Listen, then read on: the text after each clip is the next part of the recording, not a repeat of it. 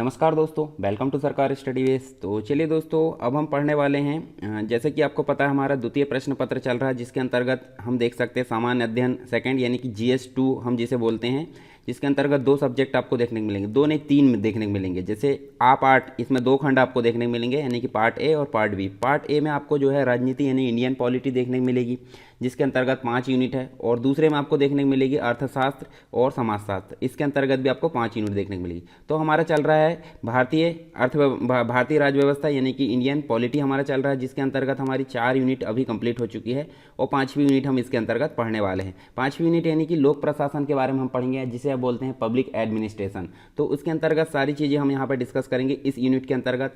और जैसे आपको पता है ये जो पेपर है टोटल मिलाकर दोनों पार्ट यानी कि पार्ट ए और पार्ट बी दोनों पार्ट मिलाकर आपको 3 घंटे के देखने को मिलेंगे, जो कि 300 नंबर के देखने मिलेंगे। दोनों ही माध्यम में आप लिख सकते हैं, ठीक है। इसके अलावा नेक्स्ट जो सारी चीज़ें आपको देखने मिलेगी, यहाँ पे मैं हर एक यूनिट में आपको ये बताते चलता हूँ किस किस प्रकार से आपका क्वेश्चन का पैटर्न रहेगा। जैसे आप देखिए, सबसे पहली बात तो आप जो है टेलीग्राम चैनल और एक टेलीग्राम ग्रुप है, ठीक है। देखिए 2 टेलीग्राम ग्रुप है, मतलब यहाँ पे आप जो है चैनल में आप क्या कर सकते हैं, टेलीग्राम चैनल में ज्वाइन होकर स्टडी से रिलेटेड मटेरियल पढ़ सकते हैं। दूसरा आपको मिलेगा एक चर्चा परिचर्चा यानी कि डिस्कशन ग्रुप मिलेगा, जिसके अंतर्गत आप जो है इसी के अंतर्गत से ज्वाइन कर सकते हैं, और उसमें आप जो है कुछ डाउट होते हैं, आपके कुछ क्वेश्चन होते हैं, वहाँ आप कर सकते हैं। तीसरा आपको ग्रुप मिलेगा उत्तर लेखन का ग्रुप। उत्तर लेखन मतलब अगर आप मध्य प्रदेश लोक सेवा आयोग जो परीक्षा है उसकी तैयारी अगर अच्छे से कर रहे हो, सीरियसली अगर आप एक अधिकारी बनना चाहते हो, तो आप उस उत्तर लेखन ग्रुप से जरूर जुड़िए और हमारे साथ में उत्तर लेखन के अभ्यास करिए। उसमें क्या होता है, प्रतिदिन आपको एक क्वेश्चन का पैटर्न जो रहता है, जैसे जो आपका मुख्य परीक्षा के लेवल का है, तो उसमें एक यूनिट में जितने क्वेश्चन आते हैं उतने क्वेश्चन आपको प्रतिदिन यहाँ पे दिए जाते हैं। शाम तक आपको उत्तर लिखकर पोस्ट करना है और उसको हमारे द्वारा रिव्यू किया जाता है कि किस प्रकार आपको उत्तर लिखना है, किस प्रकार जो है उसमें क्या क्या गलती है, उसका अवलोकन किया जाता है। तो ये 3 चीज़ें आपको ज्वाइन करनी होगी। एक तो टेलीग्राम चैनल, उसी के अंतर्गत आप डिस्कशन ग्रुप को ज्वाइन कर सकते हैं, और डिस्क्रिप्शन बॉक्स में आपको उत्तर लेखन का एक जो है लिंक दिया गया है, किसका, टेलीग्राम ग्रुप का, तो उसको भी आप ज्वाइन कर सकते हैं। तो देखिए किस किस प्रकार से पैटर्न रहेगा। जैसे मान लीजिए पार्ट ए है, पार्ट ए में आपको 5 यूनिट देखने को मिलेगी। 5 यूनिट यानी कि टोटल मिला 150 नंबर, और 150 नंबर यानी कि 30 × 5, तो 30 नंबर की एक यूनिट देखने को मिलेगी। और नंबर्स कैसे डिवाइड होंगे आपको देखने को मिलेगा, 3 क्वेश्चन आएंगे 3 नंबर वाले, ठीक है, और जो 5 नंबर वाले हैं वो 2 क्वेश्चन आएंगे, और 11 नंबर वाला 1 क्वेश्चन आएगा। इस प्रकार मिला के देखें तो 30 नंबर आपके यहाँ पे हो जाते हैं। लिखना कैसे है, 3 नंबर वाले को आपको 10 शब्द में या 1 लाइन में लिखना है, 5 नंबर वाले को 50 से 60 शब्द या 5 से 6 लाइन में लिखना है, और 11 नंबर वाले को आपको 200 शब्द अर्थात 2 पेज, यानी कि 1 पेज ये हो गया और 1 पेज ये हो गया। तो इस प्रकार से आपको एक अनुमानित रूप से लेकर चलना है। तो इस पैटर्न में आप लेकर चलिए। देखिए ऐसा कोई विशिष्ट नहीं है कि आपको सिर्फ जो है 50 से 60, इसके थोड़ा आगे पीछे भी हो सकते हैं, ऐसा कंडीशन नहीं है। 10 से आप 15 भी लिख सकते हैं, ठीक है। तो ये आप देख सकते हैं यहाँ पे ये रूल्स यहाँ बता दिया गया है, एक स्टैंडर्ड बता दिया गया है, आप इससे थोड़ा आगे पीछे जा सकते हो, क्योंकि वहाँ आपको जो है शब्द गिनकर तो देखने वाला नहीं है जो एग्जामिनर रहता है, जो परीक्षक रहता है। तो आपको थोड़ा बहुत यहाँ आगे पीछे आप कर सकते हैं सुविधा के अनुसार, ज़्यादा आगे पीछे नहीं करना है। तो ये सारी चीज़ आपको देखने मिली, यानी कि पार्ट ए और पार्ट बी दोनों मिलाकर आपको 300 नंबर्स के देखने को मिलेंगे। इसके बाद देखिए हमारी जो फर्स्ट यूनिट है यानी कि भारतीय संविधान, शासन व्यवस्था, राजनीतिक प्रशासनिक संरचना के अंतर्गत पहली जो यूनिट है वो हमारी कंप्लीट हो गई थी, ठीक है। दूसरी भी हमने कंप्लीट कर ली, जिसके अंतर्गत विभिन्न प्रकार के election commission of India, CAG के बारे में, यूपीएससी और जो पीएससी उनके बारे में देखें, और विभिन्न जो वर्ग है उनकी एक प्रकार से राजनीति में भूमिका देखें। फिर जो नेक्स्ट हमारा थर्ड यूनिट थी, थर्ड यूनिट में हमने देखे जो स्थानीय प्रशासन यानी कि 73rd और 74th जो कॉन्स्टिट्यूशन अमेंडमेंट हुआ था, संविधान संशोधन हुआ था, उसके अंतर्गत हमने सारी चीज़ें पढ़े। जवाबदेही में अधिकार के अंतर्गत देखिए विभिन्न प्रकार के आयोग और कमीशन के बारे में बात किए। फिर लोकतंत्र के बारे में बात की, अब लोकतंत्र की विशेषताओं के संबंध में। फिर उसके बाद हमने देखे थे विभिन्न प्रकार के समुदाय यानी कि जो संगठन होते हैं, CBO है, NGO है, SSG, इनके बारे में हमने पढ़ा, और मीडिया से संबंधित सारी चीज़ें हमने यहाँ विस्तार से पढ़े। तो इन सभी चीज़ों को आप प्लेलिस्ट में जाएंगे तो आपको सारे जो वीडियोज़ है वो एक क्रम में देखने को मिल जाएंगे यूनिट वाइज, ठीक है। एक जो आपको पार्ट ए यानी पेपर 2 पार्ट ए के नाम से एक प्लेलिस्ट बनी होगी, वहाँ आप जाकर देख सकते हैं प्लेलिस्ट में, ठीक है। इसके अलावा 4th यूनिट हमारा जो भारतीय राजनीतिक विचारक, जैसे कि हम बात करें कौटिल्य की और अन्य जो है महात्मा गांधी, जवाहरलाल नेहरू, जो टोटल मिलाकर अगर देखें तो टोटल मिलाकर आपको 8 भारतीय राजनीतिक विचारक मिलते हैं। तो इनको भी हमने कंप्लीट कर ली हैं। अब फाइनली हमारा जो है 5th यूनिट यहाँ पे कंप्लीट होने वाली है, और इस प्रकार अगर देखें तो हमारा पार्ट ए यहाँ पे पेपर 2 का कंप्लीट हो जाएगा। तो जो 5th यूनिट है, 5th यूनिट के अंतर्गत आपको बहुत ही इंपॉर्टेंट चीज़ देखने को मिलने वाली है। जैसे देखिए आपको जैसे यहाँ देखें तो प्रशासन एवं प्रबंध यानी लोक प्रशासन के अंतर्गत जो पब्लिक एडमिनिस्ट्रेशन है उसके अंतर्गत सबसे पहले आप देखेंगे प्रशासन एवं प्रबंध के अंतर्गत उसका अर्थ यानी कि उसकी परिभाषा, उसकी जो मतलब उसका अर्थ क्या होता है, उस प्रशासन एवं प्रबंध क्या होता है, सारी चीज़ें यहाँ पर जानेंगे। उसकी प्रकृति क्या होती है, उसका महत्व क्या होता है, ये सभी चीज़ों के बारे में जानेंगे। इसके बाद हमको नेक्स्ट जो टॉपिक देखने को मिल रहा है विकसित और विकासशील समाज में जो लोक प्रशासन है उसकी भूमिका देखेंगे। जैसे विकसित और विकासशील यानी कि जो कुछ विकासशील देश होते हैं और कुछ विकसित देश होते हैं। जैसे हमारा भारत है, भारत हम बोल सकते हैं ना तो विकसित है और ना ही अल्प विकसित है, मतलब एक प्रकार से विकासशील है वो, तो विकसित की तरफ बढ़ने लगा है तो हम बोल सकते हैं विकासशील। और विकसित देश यानी कि जैसे अमेरिका की बात करें तो अमेरिका एक प्रकार से विकसित देश है और अन्य जो कंट्री है और इसी प्रकार से विकसित देशों की श्रेणी में आती हैं। तो इनमें लोक प्रशासन की क्या भूमिका है उसके बारे में हम जानेंगे। फिर उसके बाद देखेंगे एक विषय के रूप में लोक प्रशासन का विकास कैसे हुआ है। विषय के रूप में मतलब आज हम जो पढ़ रहे हैं वो एक क्या है, एक विषय है ना। हालांकि आपको एक यूनिट देखने को मिलेगी, परंतु अगर आप यूपीएससी पढ़ते हो, ठीक है, यूपीएससी की परीक्षा की तैयारी करते हो तो आपको एक ऑप्शनल सब्जेक्ट वहाँ आपको देखने को मिलेगा लोक प्रशासन, पब्लिक एडमिनिस्ट्रेशन, जिसके अंतर्गत ऑप्शनल सब्जेक्ट में आपको पार्ट मतलब जो है एक प्रकार से 2 पेपर देखने को मिलते हैं। तो देखिए एक विषय है वो, ठीक है, एक विषय बन गया है। तो विषय के रूप में किस किस प्रकार जो है उसका विकास हुआ है वो हम यहाँ पे देखेंगे। नवीन लोक प्रशासन यानी कि देखिए एक पारंपरिक लोक प्रशासन था और एक आधुनिक लोक प्रशासन। तो आधुनिक मतलब जो वर्तमान में देख सकते हैं हम नवीन लोक प्रशासन, तो उसका विकास कैसे हुआ उसके अंतर्गत बहुत सारी चीज़ें हम देखेंगे। लोक प्रशासन के प्रमुख सिद्धांतों के बारे में बात करेंगे। तो ये एक प्रकार से हमारे देखिए प्रशासन एवं प्रबंध के अंतर्गत सारी चीज़ें यहाँ पर कंप्लीट हो जाएगी। फिर हम देख सकते हैं कुछ अवधारणाएं देखेंगे प्रशासन से संबंधित।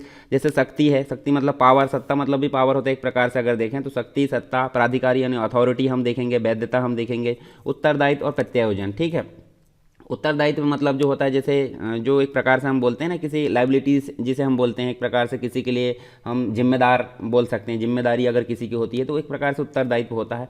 प्रत्यायोजन मतलब डेलीगेशन होता है, ठीक है। तो ये भी हम यहाँ पे विस्तार से जानेंगे। फिर संगठन के अंतर्गत हम देखेंगे जो प्रशासन है उसके अंतर्गत ही संगठन है, संगठन के सिद्धांत देखेंगे, पद सोपान देखेंगे, नियंत्रण का क्षेत्र, आदेश की एकता, समन्वय, ये सारी चीज़ हम यहाँ पे देखने वाले। हालांकि जो सिलेबस में उसके बाहर हम एक भी हम बाहर नहीं जाएंगे।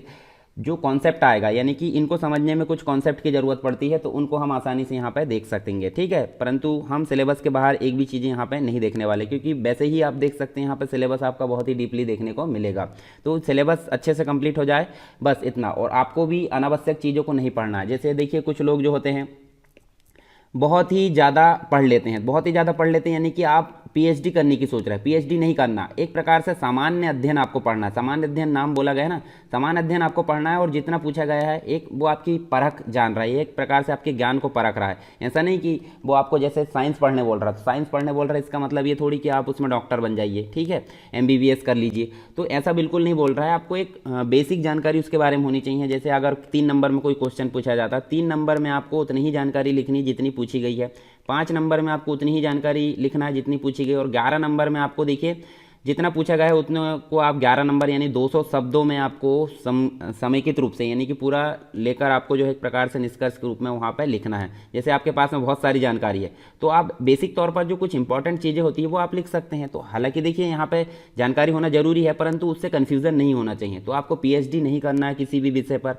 आपको सिर्फ ज्ञान अर्जित करना है उससे रिलेटेड, ठीक है। वो ओवरव्यू भी आप ले सकते हैं कुछ चीज़ों का, ज़्यादा डीपली नहीं जाना है। हालांकि मेरे द्वारा काफ़ी डीपली पढ़ाया जाएगा, फिर भी कुछ लोग जो होते हैं नोट्स पढ़ने की कोशिश करते हैं अलग से, ठीक है। कुछ लोग जो होते हैं कुछ बुक पढ़ना है ऐसा बोलते हैं। तो आप ऐसा बिल्कुल नहीं सोचिए कि इस लेक्चर को पढ़ने के बाद आपको कोई बुक पढ़ने की ज़रूरत पड़ेगी। आप इसके अनुसार अगर सिक्वेंसली नोट्स बनाएंगे तो आपको किसी भी प्रकार की जो है अदर मटेरियल की ज़रूरत यहाँ पर नहीं पड़ने वाली है, ठीक है। मैं गारंटी देता हूँ इस बात की।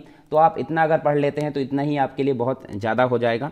इस प्रकार से आपको देखने को मिलेगा। फिर आप देख सकते हैं लोक प्रबंधन के नवीन आयाम, परिवर्तन का जो प्रबंधन और विकास प्रशासन है। मुख्य रूप से अगर देखें तो विकास प्रशासन के बारे में हम यहाँ पे विस्तार से बात करेंगे। तो चलिए हमारा जो है ओवरव्यू हमने देख लिया, यहाँ पे क्या क्या चीज़ें हमको पढ़ना है पूरी चीज़ें मैंने यहाँ बता दिया। और टेलीग्राम चैनल और ग्रुप जो है उसको आप आवश्यक रूप से ज्वाइन कर लीजिए, आपका ही फायदा होने वाला है। तो सबसे पहले हम बात करेंगे यहाँ पे प्रशासन एवं प्रबंधन के अंतर्गत यानी लोक प्रशासन का जो अर्थ है प्रकृति है एवं उसका क्षेत्र, इसके बारे में हम जानेंगे।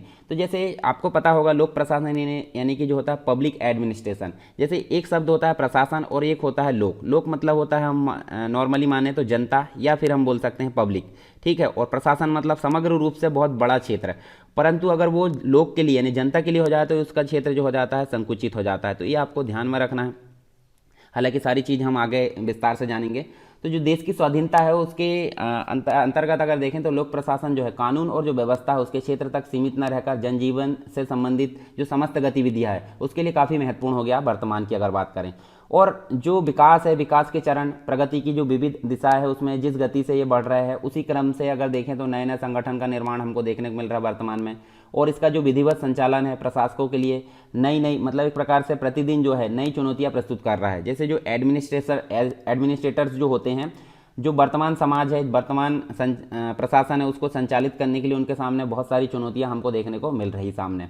इसके अलावा लोक प्रशासन जो है एक प्रकार से विशिष्ट शैक्षिक क्षेत्र हम बोल सकते हैं इसको, विशिष्ट जो एजुकेशनल जो एरिया होता है उसको हम बोल सकते हैं।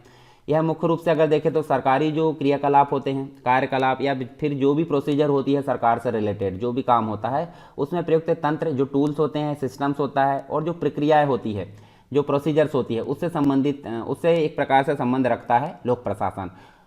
इसके अलावा इसके अंतर्गत हम देखें तो योजना बनाना शामिल होता है, उद्देश्य एवं जो लक्ष्य है उसका निर्माण करना, निर्णय लेना, जनता का समर्थन प्राप्त करना। जो विधायिका होती है जो कि कानून बनाने का काम करती है, यानी कि विधायिका यानी कि लेजिस्लेटिव जिसे हम बोलते हैं, संसद का एक पहला अंग जो होता है उसको हम विधायिका बोलते हैं। और जो अन्य सामाजिक संस्थाएं होती है उसके साथ कार्य करना, संगठन का निर्माण करना एवं पुनर्निर्माण करना, साथ में कर्मचारियों को निर्देश देना, उनका नेतृत्व करना, कार्य करने की जो विधियां है उनको एक प्रकार से सर्च करना, सरकारी अधिकारियों द्वारा किए गए जो कार्य है उन पर एक प्रकार से नियंत्रण रखना। जो सभी चीज़ें यहाँ मैंने जो बताया हूँ वो सभी किसके अंतर्गत आती है? लोक प्रशासन के अंतर्गत आती है। तो ये सारी चीज़ें हम यहाँ पे देखने वाले हैं। तो जैसे लोक प्रशासन की बात करें तो उसके पहले हमको प्रशासन को जानना पड़ेगा। तो प्रशासन क्या है? प्रशासन का मतलब क्या है? प्रशासन दो शब्दों से मतलब मिलकर बना है। जैसे हम बात करें संस्कृत भाषा की, संस्कृत भाषा में प्र और सास से मिलकर बना है, प्र और सास। तो प्र यहाँ हम देख सकते हैं, देखिए इसका अर्थ क्या है? प्रशासन जो है प्र और सास, इसका मतलब है उत्कृष्ट रीति से शासन करना, यानी विशिष्ट ढंग से एक प्रकार से शासन करना, इसका मतलब होता है। जो वर्तमान है, वर्तमान शासन की अगर बात करें तो अभी इसका अभिप्राय क्या है? सरकार से समझा जाता है। मतलब वर्तमान में अगर बात करें तो हम सरकार को क्या बोलते हैं? प्रशासन बोलते हैं। परंतु इसका वास्तविक अर्थ एक प्रकार से अगर देखें तो निर्देश देना, पथ प्रदर्शन करना, आदेश या आज्ञा देना होता है। ठीक है। वैदिक युग की अगर बात करें हम तो वैदिक युग जो हिस्ट्री का काल था, ठीक है, एक प्रकार से देखें तो वैदिक युग में प्रशासन का प्रयोग इसी अर्थ में होता था। और उस समय हम देखें तो जो यज्ञ होते थे, ठीक है, सोम से संबंधित यज्ञ और अन्य जो यज्ञ होते हैं उसमें मुख्य पुरोहित होता था और अन्य जो सहायक पुरोहित होते थे वो यज्ञ की सामग्री तथा अन्य कार्यों के बारे में आवश्यक निर्देश और जो आदेश है वो देने का कार्य किया करते थे। तो उसे क्या बोला जाता था? उसे एक प्रकार से जो पुराना समय है उसको बोला जाता था प्रशासता। ठीक है, पुराने समय में अगर बात करें तो प्रशासता उसको बोला जाता था। बाद में यह शासन कार्य में जो है निर्देश देने वाले जो संचालक है और राजा के लिए प्रयुक्त होने लगा। मतलब धीरे धीरे इसमें परिवर्तन हमको देखने को मिलता है। फिर आगे अगर बात करें हम तो जो प्रशासन है, प्रशासन अंग्रेजी भाषा का एडमिनिस्ट्रेशन जो शब्द है उससे प्रयोग किया जाता है। मतलब एडमिनिस्ट्रेशन अगर बात करें तो अंग्रेजी भाषा में और हिंदी में अगर बात करें तो इसको प्रशासन बोला जाता है। और मूल रूप से अगर देखें तो ये दो चीज़ों से मिलकर बना है। ठीक है, तो एडमिनिस्ट्रेशन आप कैसे लिखोगे? एडमिनिस्ट्रेशन आप इस प्रकार से लिख सकते हैं इंग्लिश में। तो ये कैसे बना है? एड और प्लस मिनिस्ट्रेट से मिलकर बना है। ठीक है, मिनिस्ट्रेटर से मिलकर एक प्रकार से बना है, यानी कि एडमिनिस्ट्रेटर। तो इससे मिलकर बना है और इसका अर्थ क्या होता है? एक व्यक्ति के द्वारा दूसरे व्यक्ति के हित की दृष्टि से उसकी सेवा का कोई कार्य करना। क्या मतलब होता है एडमिनिस्ट्रेशन का? जैसे अगर बात करें हम पादरी हुआ करते थे, चर्च में हम देखें तो पादरी हुआ करते थे, उनके द्वारा किसी व्यक्ति को धार्मिक लाभ पहुंचाने के लिए धार्मिक संस्कार करना, साथ में न्यायाधीश द्वारा न्याय करना। उसके अलावा डॉक्टर की अगर बात करें, डॉक्टर द्वारा बीमार को दवाई देना। साथ में हम देखें तो ये तो हमने देख ली है ना। अब 16वीं शताब्दी की बात करते हैं। 16वीं शताब्दी में क्या हुआ? 16वीं शताब्दी में प्रशासन शब्द का प्रयोग जो था वो कैसा था? प्रबंध के रूप में किया है। प्रबंध मतलब मैनेजमेंट हम बोल सकते हैं। और इसके बाद अगर देखें तो जो प्रशासन है, प्रशासन शब्द का अर्थ क्या है? कार्यों का प्रबंध करना अथवा लोगों की देखभाल करना। एक और अन्य जानकारी के अनुसार अगर देखें तो हम देख सकते हैं यह एक प्रकार से जो प्रशासन है वो एक प्रकार से कार्यों के प्रबंध अथवा उनको पूर्ण करने की एक क्रिया उसको माना जाता है। तो हमने एक नॉर्मली जो है प्रशासन एडमिनिस्ट्रेशन के रूप में हमने जो है इसका जो है अर्थ जाने, और एक प्रकार से जो प्रशासन है, प्रशासन का अर्थ दो प्रकार से यहाँ देख सकते हैं। देखिए अत्यंत व्यापक है, और यहाँ देखिए विभिन्न प्रकार से हम उसको देख सकते हैं, जैसे प्रथम है, द्वितीय है, तृतीय और चतुर्थ है। तो प्रशासन का अर्थ अत्यंत व्यापक रूप से हम देख सकते हैं। सामान्य रूप से अगर देखें तो जो चार अर्थ हैं, यानी प्रथम, द्वितीय और तृतीय अर्थ में इसको हम व्यापक रूप से समझ सकते हैं। तो पहला क्या बोलता है? प्रथम इसका अर्थ बोलता है कि प्रशासन को मंत्रिमंडल का पर्यायवाची माना जाता है। मंत्रिमंडल मतलब जो कैबिनेट रहते हैं, कैबिनेट के अंतर्गत अगर देखें तो मंत्रिमंडल का इसको पर्यायवाची माना जाता है। मंत्रिमंडल को ही हम एक प्रकार से प्रशासन बोल सकते हैं। जैसे अगर बात करें तो मोदी गवर्नमेंट, मोदी प्रशासन हम बोल सकते हैं। इसके अलावा अगर बात करें तो नेहरू प्रशासन हम बोल सकते हैं। अलग अलग जिस व्यक्ति के नाम से, जैसे मान लीजिए जो प्रधानमंत्री रहता है, जैसे अटल बिहारी वाजपेयी जी थे तो अटल बिहारी वाजपेयी यानी वाजपेयी प्रशासन हम बोल सकते हैं। तो ये एक प्रकार से प्रथम रूप से क्या बोले, मंत्रिमंडल प्रशासन इसको बोला जाता है। मंत्रिमंडल का पर्यायवाची इसको माना जाता है। दूसरा अर्थ हमको देखने को मिलता है, इसे सामाजिक विज्ञान की एक शाखा माना जाता है। किसे? प्रशासन को एक सामाजिक जो विज्ञान है उसकी एक शाखा यहाँ पे माना जाता है। तीसरे अर्थ में हमको देखने को मिलता है इसका प्रयोग जो सभी क्रिया है, मतलब उन सभी क्रियाओं से किया जाता है जो कि एक प्रकार से लोक नीति, लोक नीति यानी कि जो नीति या नीति निर्माण किया जाता है वो किसके प्रति की जाएगी? पब्लिक के लिए। ठीक है, लोक नीति, और जो लोक नीतियों को क्रियान्वयन है उससे संबंधित कुछ सेवाओं है, और जो लाभ प्रदान करने के लिए एक प्रकार से संगठित की जाने वाली जो व्यवस्था है उसको एक प्रकार से प्रशासन बोला जाता है। जैसे अगर बात करें हम तो हमको देखने को मिलेगा, जैसे हम बात करते हैं भारतीय प्रशासन, दूसरी चीज़ हमको देखने को मिलती है रेलवे प्रशासन, ठीक है, शिक्षा का प्रशासन, तो ये सभी हमको देखने को मिलती है। तो इसका ही एक प्रकार से रूप मतलब अर्थ हमको जानने को मिलता है। अब चौथी चीज़ हमको देखने को मिलती है, चौथा अर्थ अगर बात करें हम तो इसका प्रयोग जो है सामान्य रूप से प्रबंध के सभी कार्यों के लिए किया जाता है। प्रबंध के अंतर्गत निजी लोगों को भी सपोर्ट किया जाता है, निजी प्रशासन को भी सपोर्ट किया जाता है। क्यों? क्योंकि जो नीति निर्माण करने का काम करती है वो सार्वजनिक जो प्रशासन है वो करता है, और उनको एग्जीक्यूट करने के लिए एक प्रकार से प्रबंध के रूप में किसका प्रयोग किया जाता है? निजी। और प्रबंध एक प्रकार से हम देखें तो चतुर्थ श्रेणी में हम देख सकते हैं यहाँ पे सामान्य रूप से जो प्रशासन है उसका प्रयोग प्रबंध यानी कि जो सभी कार्य है उसका प्रबंध करने के लिए यहाँ पे किया जाता है। तो ये प्रशासन का व्यापक अर्थ हमने देखे हैं। अब इसके बाद जो है जैसे प्रशासन है, प्रशासन एक से अधिक व्यक्तियों द्वारा विशेष उद्देश्य की पूर्ति के लिए सहयोगी ढंग से किया जाने वाला कार्य हम बोल सकते हैं। और प्रशासन के लिए अनेक व्यक्तियों का सहयोग, संगठन और सामाजिक हित का उद्देश्य अवश्य होना चाहिए। ठीक है, तो ये हमने देखे यहाँ पे कुछ डेफिनेशन देख लेते हैं, परिभाषाएं देख लेते हैं। जैसे कुछ विद्वान है, ठीक है, जैसे लोक प्रशासन मैनेजमेंट से संबंधित कुछ विद्वान है। जैसे पहला जो है वो साइमन है।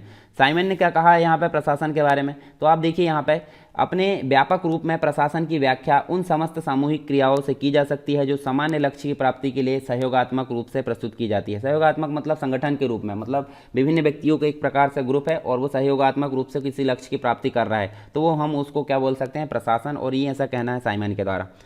नेक्स्ट जो विद्वान है वो है मार्क्स। ठीक है, तो मार्क्स का कहना है कि जो प्रशासन है चैतन्य उद्देश्य की प्राप्ति के लिए निश्चयात्मक यानी कि दृढ़ निश्चय जो होता है वो निश्चयात्मक क्रिया है, और यह उन वस्तुओं के एक संगठित प्रयत्न या फिर हम बोल सकते हैं साधनों का निश्चित प्रयोग है जिसको हम जो है कार्यान्वित करवाना चाहते हैं। तो ये एक प्रकार से मार्क्स का कहना है। फिर एक और विद्वान है जिनका नाम है निग्रो। तो ये आगे काफ़ी बार आने वाले हैं, साइमन, मार्क्स, निग्रो और अलग अलग जो विद्वान हैं उनके नाम हमको आगे सुनने को मिलेंगे। तो आप इनका ध्यान रखिए। जैसे ही मैं बोलूँ निग्रो तो आप समझ जाइए कि वो एक प्रकार के विद्वान है, किससे संबंधित? पब्लिक एडमिनिस्ट्रेशन से संबंधित। तो यहाँ देखिए इनका कहना है कि प्रशासन जो है लक्ष्य की प्राप्ति के लिए मनुष्य तथा सामग्री दोनों का संगठन यहाँ पे माना जाता है। इसके बाद हम देख सकते हैं प्रशासन के कुछ तत्व या उसकी विशेषताएं हम देखने को मिलती है। लक्षण हम बोल सकते हैं फीचर्स यानी कि फीचर्स ऑफ एडमिनिस्ट्रेशन, या फिर हम बोल सकते हैं विशेषताएं जो है प्रशासन की। तो इसके अंतर्गत हमको विभिन्न प्रकार की विशेषताएं यहाँ देखने को मिलती हैं। यानी प्रशासन का जो ऊपर हमने जितनी भी चीज़ें देखे हैं और जो परिभाषाएं देखे हैं उसे देखते हुए हम एक प्रकार से विभिन्न यहाँ लक्षण देखने को मिलेंगे। तो पहला हमको देखने को मिलता है सहयोग की भावना, यानी कि पहले रूप में अगर देखें तो इसमें एक से अधिक व्यक्तियों का सहयोग की भावना से काम करना होता है।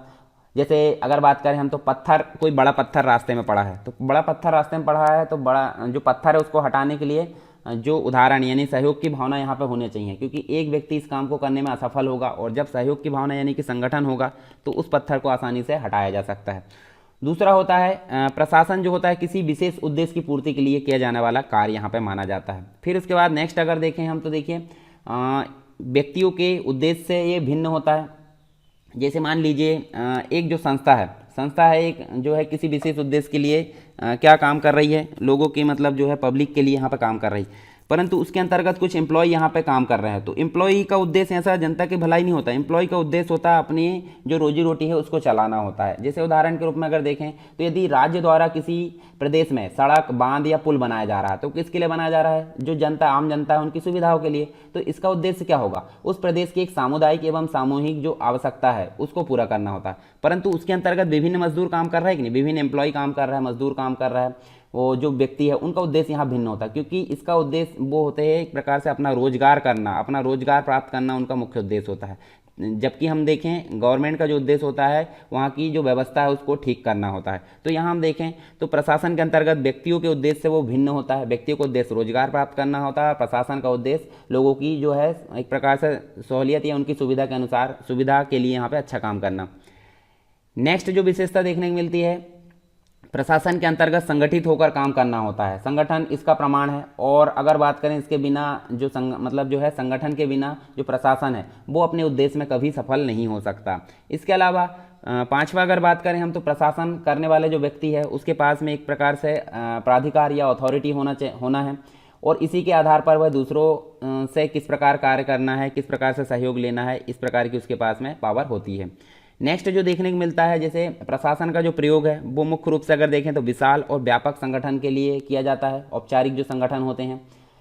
और जैसे परिवार जो है, जैसे छोटे संगठन प्रशासन नहीं कहलाते, जैसे एक छोटा सा जो परिवार है उसमें अगर हम बात करें कि प्रशासन चलता है तो बिल्कुल नहीं। तो ये किसके लिए होता है, बड़े संगठनों के लिए। जैसे उदाहरण के रूप में देखें, जैसे बड़े बड़े कॉलेजेस आप देख सकते हैं, विश्वविद्यालय यानी कि यूनिवर्सिटीज़ आप देख सकते हैं, हॉस्पिटल्स देख सकते हैं बड़े बड़े। तो इन सभी का जो प्रशासन है वो एक प्रकार से प्रशासन कहलाएगा, परंतु एक छोटे परिवार की अगर बात करें तो यहाँ पे प्रशासन इसको हम नहीं बोल सकते हैं।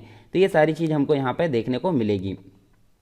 इसके अलावा प्रशासन संबंधी जो दृष्टिकोण है उसमें हमको एकीकृत तथा प्रबंधात्मक दृष्टिकोण भी देखने को मिलता है, तो वो भी हम यहाँ पे जानने को मिलेगा सारी चीज़ें। इसके बाद हम देखें तो हमको अब फाइनली जो है प्रशासन का अर्थ जानने के पश्चात हमको जानना पड़ेगा लोक प्रशासन क्या होता है। ठीक है, लोक प्रशासन क्या होता है। प्रशासन हमने जान लिए, प्रशासन मतलब किसी निश्चित उद्देश्य के लिए सहयोगात्मक रूप से जो अपनाया गया रवैया होता है, जो भी कार्य होता है उसको हम प्रशासन बोलते हैं। ठीक है, तो प्रशासन एक व्यापक दृष्टिकोण होता है, परंतु लोक अगर लग जाए, लोक मतलब होता है पब्लिक। ठीक है, पब्लिक मतलब होता है जो जनता होती है, आम जनता, उसको हम एक प्रकार से लोक या पब्लिक बोला जाता है। तो यहाँ सिंपल बोला जा रहा है पब्लिक एडमिनिस्ट्रेशन, मतलब ओनली पब्लिक के लिए जो प्रशासन है उसको हम बोलते हैं पब्लिक एडमिनिस्ट्रेशन, यानी कि प्रशासन शब्द को हमने समझ लिए। अब उसके बाद लोक प्रशासन में हम देख सकते, देखिए एक प्रकार से बहुत महत्वपूर्ण हिस्सा इसको बोला जाता है, बड़ा और महत्वपूर्ण हिस्सा होता है ये। ठीक है, लोक प्रशासन एक संयुक्त शब्द है, जैसे देखें हम तो लोक और प्रशासन दो शब्दों से मिलकर बना है। इसके अंतर्गत जो है सार्वजनिक या सारी जो जनता है, सार्वजनिक या सारी जनता के लिए एक प्रकार से जो संबंधित सरकारी जो प्रशासन होता है उसे एक प्रकार से लोक प्रशासन कहा जाता है। ठीक है, जो गवर्नमेंट होती है, यानी लोक शब्द का प्रयोग इस विषय के क्षेत्र को सरकार या गवर्नमेंट के प्रशासनिक क्रियाकलापों तक सीमित कर देता है। यानी कि प्रशासन अगर बात करें तो जो व्यापक रूप है वो इसमें शामिल किया जाता है, परंतु अगर इसमें लोक शामिल हो गया यानी कि पब्लिक शामिल हो गया है तो समझ जाइए आप कि ये पब्लिक से रिलेटेड ही सरकारी जो प्रयास है, सरकारी जो शासन है, प्रशासन, वो यहाँ पर कहलाएगा, यानी कि संकुचित क्षेत्र यहाँ देखने को मिलेगा। इसके अलावा देखें राज्य, यहाँ पे देखें तो एकमात्र ऐसा संगठन होता है जिसमें जो है देश के अंदर निवास करने वाली समूची जनता आती है, यानी कि राज्य में हम बोल दें तो सभी जो जनता है उसको यहाँ पे शामिल किया जाता है राज्य के अंतर्गत।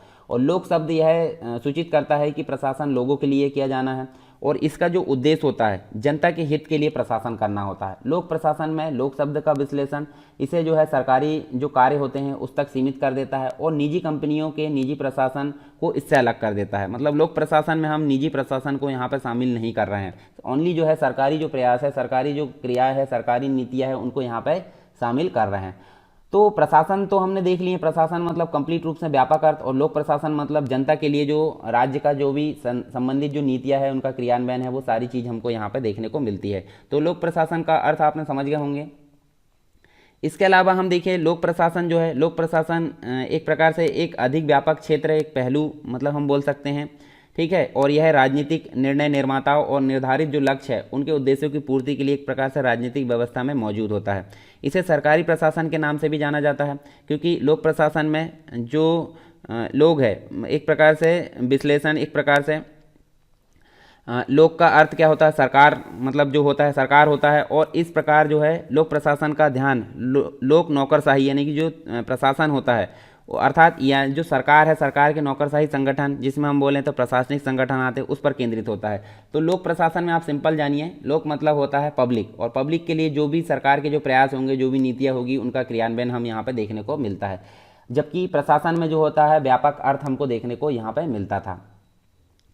इसके बाद हमको देखिए यहाँ पे कुछ परिभाषाएं देख लीजिए आप। देखिए परिभाषा आपको सारी चीज़ों की देखना है, मतलब जैसे अगर प्रशासन की बात करूँ तो उसकी परिभाषा देखना है, आपको लोक प्रशासन की बात करें तो यहाँ पे उसकी परिभाषा देखना है। तो विभिन्न प्रकार के विद्वान हैं, कुछ इंपॉर्टेंट विद्वान हमको देखने को मिलते हैं। जैसे पहला है वुड्रो विल्सन। तो वुड्रो विल्सन काफ़ी इंपॉर्टेंट व्यक्ति है, अमेरिका के ये विद्वान है, ठीक है। तो इन्होंने क्या कहा है इसके संबंध में, लोक प्रशासन के संबंध में, तो इन्होंने कहा है लोक प्रशासन का काम जो है कानून को सविस्तार व्यवस्थित रूप से लागू करना होता है। कानून लागू करने की प्रत्येक कार्यवाही प्रशासन की ही एक गतिविधि है। और आगे कहते हैं कि प्रशासन सरकार या सर्वाधिक प्रशासन का सर्वाधिक स्पष्ट अंग है, और यह सरकारी एक प्रकार से कार्यकारी सरकारी है, और एक प्रकार से देखें तो यह सरकार या सर्वाधिक द्रष्टव्य कार्यकारी व कार्यान्वयन पक्ष है। तो ये डेफिनेशन जो होती है जैसे कि वैसे ही हमको देखना पड़ता है, ठीक है।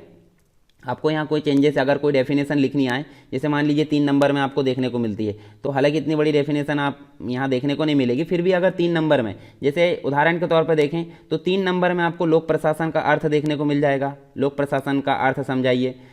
इसके अलावा परिभाषा देखने को मिलेगी, तो आपको 3 नंबर में ही देखने को मिल जाएगी। कोई भी परिभाषा किसी के भी नाम पर पूछ लेगा, या फिर किसी विद्वान के नाम से परिभाषा यहाँ पूछ लेगा, तो आप किसी भी एक विद्वान के नाम से आप लिख सकते हैं। दूसरी चीज़, लोक प्रशासन का अर्थ और उसकी परिभाषाएं पूछ लेगा, तो लोक प्रशासन का अर्थ और उसकी परिभाषाएं हमको देखने को मिलेगी कैसे, 5 नंबर में। तो 5 नंबर में उसकी जो परिभाषा है और जो चीज़ें हैं अन्य हमको यहाँ पे देखने को मिलेगी।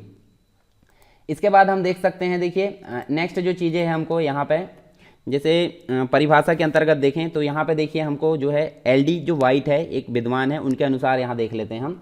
तो यहाँ देखिए नेक्स्ट जो हम देखें तो लोक प्रशासन में वे सभी गतिविधियाँ शामिल है जिनका उद्देश्य लोक नीति की पूर्ति या फिर उसे लागू करना होता है। लोक नीति यानी कि जो सार्वजनिक रूप से पब्लिक नीति होती है उसको लागू करना, यहाँ पे उसकी पूर्ति करना होता है।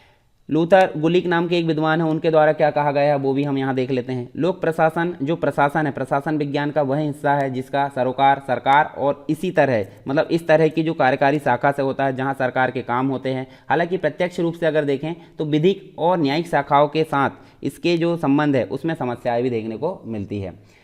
फिर नेक्स्ट हम देख सकते हैं यहाँ पे देखिए साइमन। तो साइमन जो है, साइमन भी एक विद्वान है, इन्होंने क्या कहा है, आमतौर पर जो लोक प्रशासन है उसका अर्थ क्या होता है, राष्ट्रीय प्रांतीय, राष्ट्रीय यानी कि राष्ट्र और प्रांतीय यानी कि राज्य, और स्थानीय मतलब निचले लेवल जो पंचायती राज है उनकी सरकारों की कार्यकारी शाखाओं से होता है। कार्यकारी शाखा यानी कि ओनली कार्यपालिका वाली शाखा है।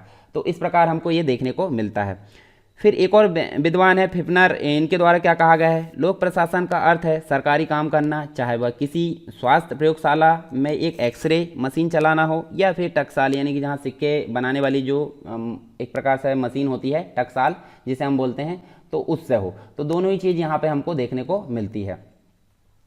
इसके बाद देखिए नेक्स्ट जो हमको चीज़ें देखने को मिलती है यहाँ पे, नेक्स्ट चीज़ें क्या देखने को मिलती है कि जो लोक प्रशासन है, लोक प्रशासन का सरकार का जो अध्ययन है वो कार्यपालिका, एक प्रकार से 2 चीज़ें हम देखने को मिलती है लोक प्रशासन में हमको, एक तो सरकार का अध्ययन देखने को मिलता है और एक कार्यपालिका का अध्ययन देखने को मिलता है। मतलब 2 चीज़ें आपको देखने को मिलती है, एक तो व्यापक रूप देखने को मिलता है और एक संकुचित रूप।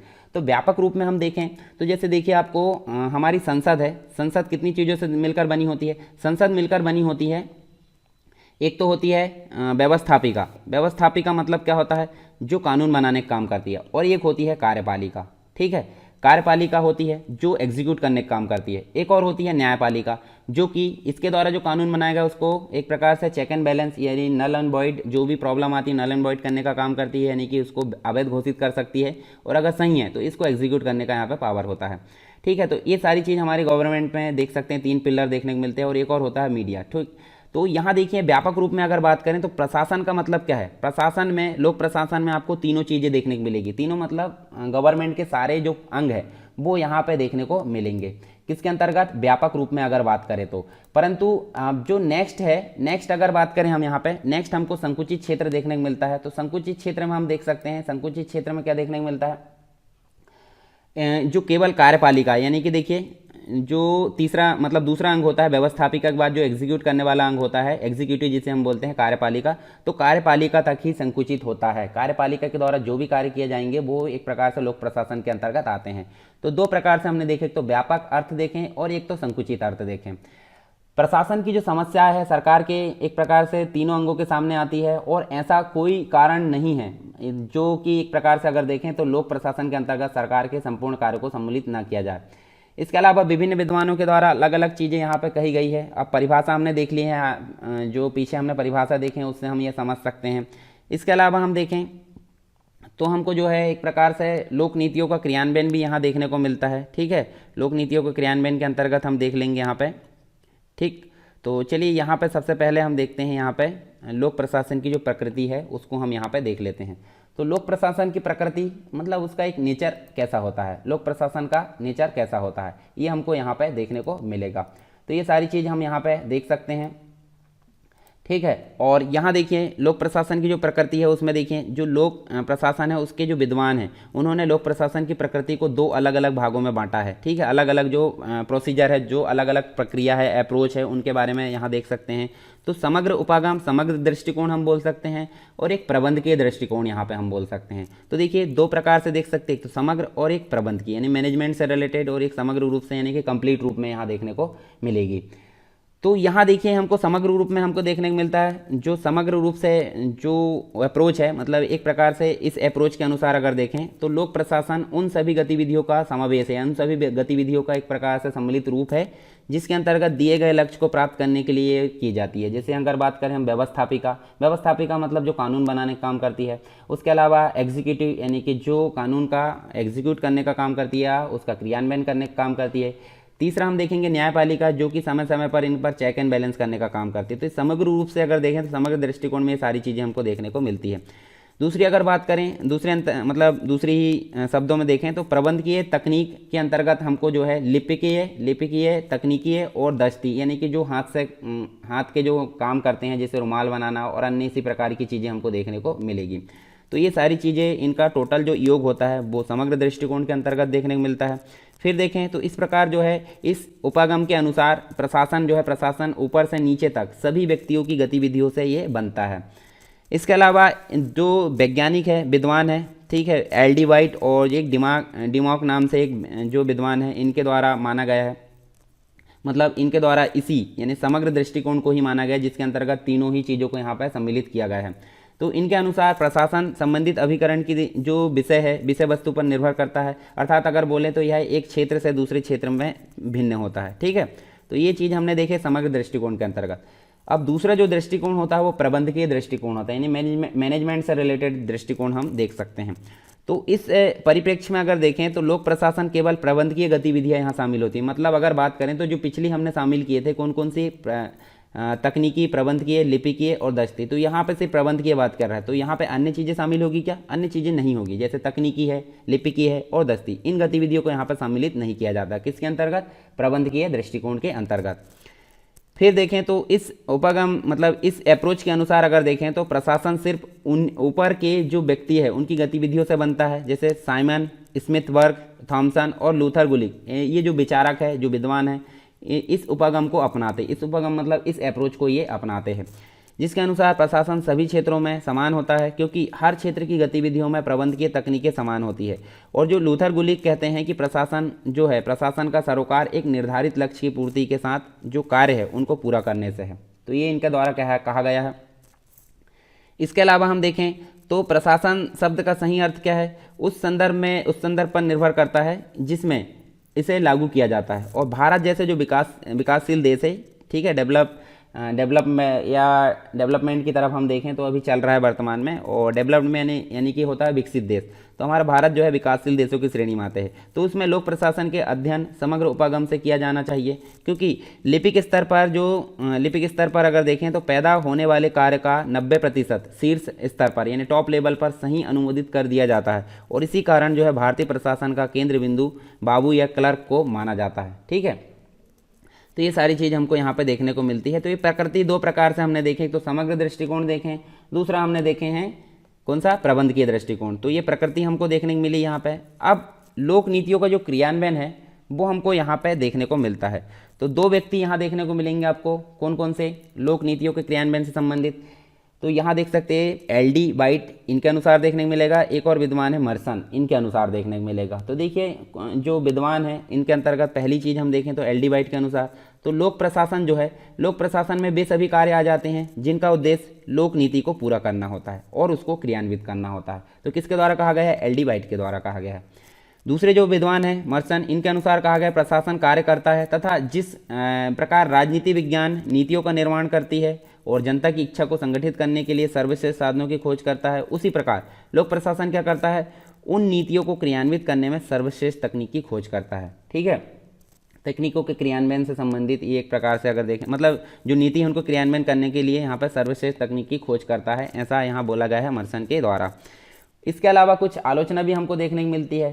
तो इनके अनुसार अगर देखें तो इनके अनुसार ऐसा बोला गया, तो इनकी आलोचना भी की गई है। तो लोक प्रशासन को लोक नीतियों के क्रियान्वयन, लोक नीतियों का जो क्रियान्वयन है उसके साथ जोड़ना एक तरह से अच्छी परिभाषा हो सकती है, लेकिन प्रश्न यह उठता है कि लोक नीतियाँ जो है, लोक नीतियाँ क्या है, ऐसा मतलब हमारे सामने प्रश्न उठता है। साधारण रूप से अगर बात करें तो लोक नीतियों को देश के कानून और संविधान के साथ जोड़ा जाता है। जैसे अगर बात करें विधायिका जो व्यवस्थापिका होती है उसने पारित किया, उसके द्वारा पारित किया जाता है, लेकिन ऐसी नीतियां हमेशा औपचारिक होती है और व्यवहारिक अगर देखें व्यवहार में इस जो स्थिति है वो दूसरी होती है। उदाहरण के लिए हम देख सकते हैं, देखिए यहाँ पर आर्टिकल नंबर 44 जो कि डीपीएसपी के अंतर्गत आता है। ठीक है, समान नागरिक संहिता जिसे हम बोलते हैं, एक समान सिविल संहिता लागू करने का प्रयास करें, ऐसा यहाँ बोला गया। किंतु व्यवहार में कोई भी सरकार इस नीति निदेशक जो सिद्धांत है उसके क्रियान्वयन के लिए सकारात्मक रुचि नहीं दिखाती है। तो हम बोल सकते हैं लोक नीति के संदर्भ में कोई भी जो मतलब संदर्भ में जो की गई जो प्रशासन की परिभाषा सैद्धांतिक है, इसमें अगर बात करें तो व्यवहारिक रूप से हम इसको नहीं देख सकते।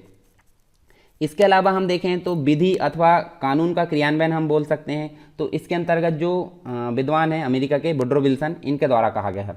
तो देखिए एक प्रकार से अगर देखें तो इनके द्वारा क्या कहा गया है, परिभाषा बोली गई है कि लोक प्रशासन विधि अथवा कानून को विस्तृत व क्रमबद्ध रूप से क्रियान्वित करने का एक नाम है और कानून को क्रियान्वित करने की प्रत्येक क्रिया एक प्रशासनिक क्रिया मानी गई है। तो इनके द्वारा ये कहा गया है विधि अथवा कानून के क्रियान्वयन संबंधित, यानी कि इसका संबंध कानून के क्रियान्वयन से है।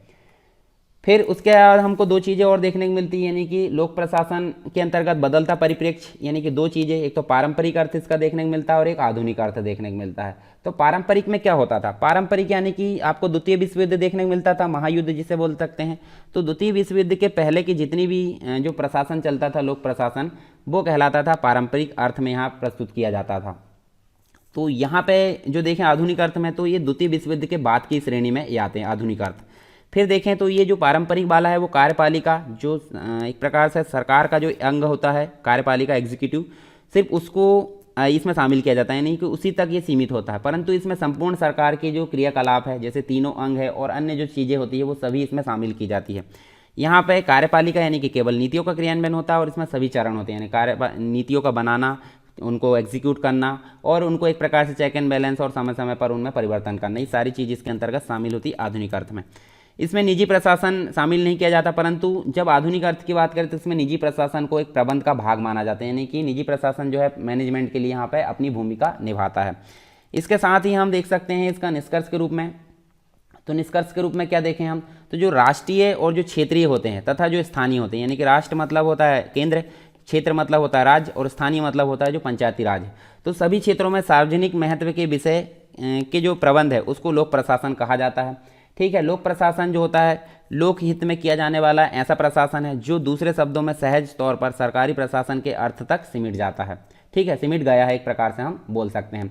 तो कुछ लोग इसको जो है व्यापक दृष्टिकोण में समझते हैं। व्यापक दृष्टिकोण मतलब गवर्नमेंट के तीनों अंग और जो अन्य अंग है इसमें शामिल किए जाते हैं, यानी कि व्यवस्थापिका, उसके बाद कार्यपालिका और न्यायपालिका, सभी चीज़ें इसमें शामिल है। परंतु कुछ लोगों के द्वारा संकुचित अर्थ इसमें संकुचित दृष्टिकोण अपनाया गया है, यानी कि केवल उन्होंने कार्यपालिका की जो नीतियाँ है उनके जो क्रियान्वयन है उससे संबंधित इसको माना है। तो ये कंप्लीट रूप में हमने देखे इसका एक प्रकार से लोक प्रशासन से संबंधित क्या क्या चीज़ें हमने यहाँ पे देखें। देखिए मैं और अन्य चीज़ें यहाँ पे नहीं समझाऊंगा, ठीक है, इसमें अंतर हम देख लेंगे नेक्स्ट लेक्चर से देखेंगे वो। तो यहाँ पे मैं एक बार बता देता हूँ हमने क्या क्या चीज़ें पढ़े हैं, तो हम जो नेक्स्ट लेक्चर से उसको जो है एक प्रकार से अगला हम उसको आगे कर देंगे, ठीक है। तो चलिए एक बार देख लेते हैं। हमने जो है 5th यूनिट यानी कि लोक प्रशासन से संबंधित पढ़े, जिसमें हमने प्रशासन की परिभाषा देखें। फिर उसके बाद देखिए यहाँ पे प्रशासन का अर्थ जो है अत्यंत व्यापक, जिसके अंतर्गत 4 अर्थ हमने देखें, ठीक है। इसके अलावा जो है कुछ परिभाषा देखें। फिर प्रशासन के तत्व या लक्षण देखें, जो कि 6 प्रकार के यहाँ पे जो है फीचर्स देखने को मिले। फिर लोक प्रशासन का अर्थ देखें, जो कि प्रशासन से संकुचित होता है। इसके बाद हमने जो है उसकी कुछ परिभाषाएं देखें। वुड्रो विल्सन और अन्य जो विद्वान हैं उनके अनुसार सरकार का जो अध्ययन है और कार्यपालिका का अध्ययन 2 प्रकार से किया जाता है, यानी व्यापक अर्थ में और एक संकुचित अर्थ में। दोनों ही चीज़ हमने यहाँ विस्तार से जाने। फिर लोक प्रशासन की जो प्रकृति है 2 प्रकार से यहाँ प्रकृति देखने को मिलेगी, एक समग्र दृष्टिकोण में और एक प्रबंधकीय दृष्टिकोण में, ठीक है। कुछ लोगों का मानना है समग्र रूप से, मतलब समग्र दृष्टिकोण को अपनाया है कुछ लोगों ने, कुछ विद्वानों ने, और कुछ विद्वानों ने प्रबंधकीय दृष्टिकोण को यहाँ पे अपनाया है। तो देखिए यहाँ पे जो है हम एक प्रकार से लोक नीतियों के क्रियान्वयन से संबंधित भी हम इसको बोल सकते हैं, जो कि एल डी वाइट और मर्सन के अनुसार ये कहा गया है। मतलब कुछ आलोचना भी की गई है, ठीक है, कुछ लोगों के द्वारा। फिर विधि अथवा कानून का क्रियान्वयन भी हम देख सकते हैं, और दोनों के मध्य हमने यहाँ पे अंतर देखा है। एक तो पुरानी जो लोक प्रशासन व्यवस्था थी पारंपरिक रूप से, और जो एक नई लोक प्रशासन व्यवस्था है आधुनिक रूप से, तो इनको हम यहाँ पे देख सकते हैं, ठीक है। तो चलिए यहाँ पे जो है हमने सारी चीज़ें देखें, निष्कर्ष के रूप में देखें, और अब हम जो है नेक्स्ट में हम बात करेंगे प्रशासन एवं लोक प्रशासन में अंतर। तो ये सारी चीज़ हम यहाँ पे देख सकते हैं। तो आई होप सारी चीज़ें आपको क्लियर होगी। फिर भी अगर किसी प्रकार का कोई डाउट है तो आप कमेंट बॉक्स में मुझे बता सकते हैं। और इसके अलावा आपको लेक्चर पसंद आया तो आप उसे लाइक करिए, लाइक ज़रूर करिए, और लोगों तक उसको शेयर करिए, लोगों तक उसको पहुंचाइए, ताकि अन्य लोगों को भी फ़ायदा हो सके।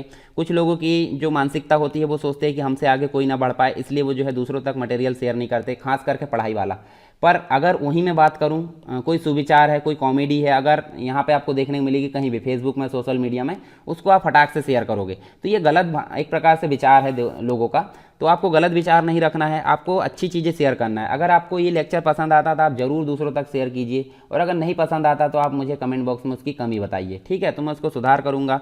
कुछ सुझाव है तो वो भी आप बताइए, मैं उसको भी आपको जो है अप्लाई करने की कोशिश करूँगा अगर उचित होगा तो। और आप जो है टेलीग्राम से रिलेटेड जो सभी चैनल है और जो ग्रुप है उनको ज्वाइन कर लीजिए, और अपनी जो परीक्षा है, अपनी जो तैयारी है, उसको एक प्रकार से एक सही रूप यहाँ पे प्रदान कीजिए, ठीक है, हमारे साथ जुड़कर। तो चलिए दोस्तों, मिलते हैं नेक्स्ट लेक्चर में, तब तक के लिए जय हिंद।